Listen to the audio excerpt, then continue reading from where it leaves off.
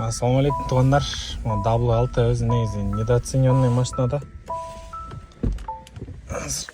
Капот жабылбай қалды деп илақтап атат. Анан ремень тағылбай қалды дейді да.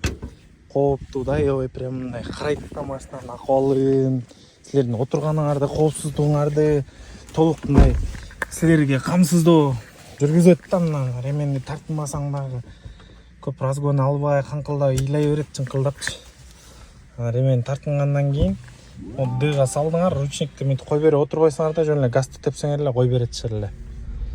Ошондой туугандар азырнаки. Бир сыйра фото отчетко немелерин чыгарып атабыз. Батарейкалардын акыбалдарын, машинанын өзүнүн акыбалын бир сыйра тест-драйв кылчу. Өзү бул вообще прям кандай десем эми баркы аябай эле түшкөт туугандар. W6 баркын силерге көрсөтүп берейинчи бир.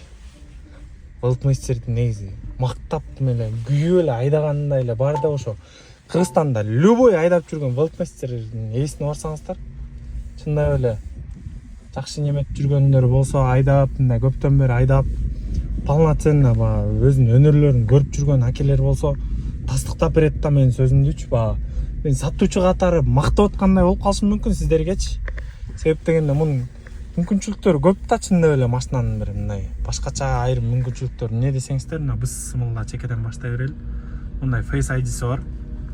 Машинага келгенде электроплавочный сиденье. Анан мындай подогревтери да каралган отургучтарда.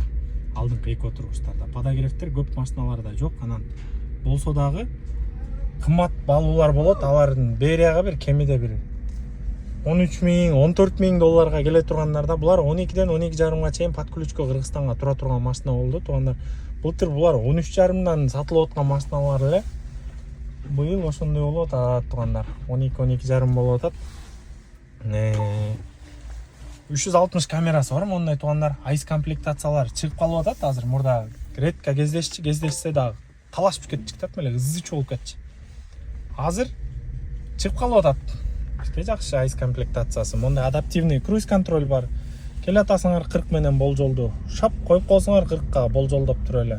Өзү 40 менен кете берет. Бирөө алдыдан 30ка токтосо, бул 30ка токтойт. Светофордо токтоп турган машина болсо, бул автоматтык турда өзүн көрүп, алдыда машинанын бар экендигин, анан өзү жайлап калат да. Монтип немен да считывать этет. Знактарды дагы. Алдыда машиналар чыга турган болсо дагы айтып турат, өзү мээден ушерден приборкадан чыгып турат да. Приборканы алмаштырып койсок болот, мондай кылып келтире берсеңиздер болот да. Өзүңүздөргө тууралап.